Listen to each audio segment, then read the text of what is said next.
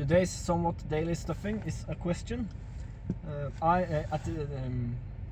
This weekend's dyno session, in the last runs I experienced some misfiring in the high RPM, high in the RPM range, and it's probably because the ignition, the main voltage or the battery voltage had dropped to 11 volts, around 11 volts, and this wasn't feeding enough voltage to the coil, because the power spark ignition is a TCI unit, so there's constant positive battery voltage on the coil, and the negative side is switched.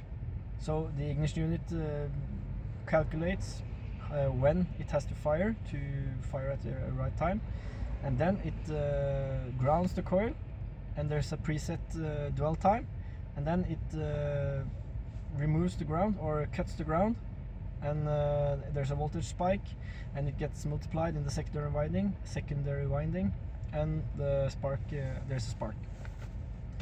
Now, and the power spark unit says, the data sheet says it can be fed by between 11 and 13 volts.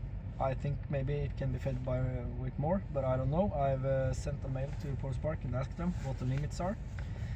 But anyway, if I used a 12 volt battery to power the Power Spark ignition unit, and then a separate battery to supply the coil, say a 16 volts battery to get more voltage and better spark, could that work?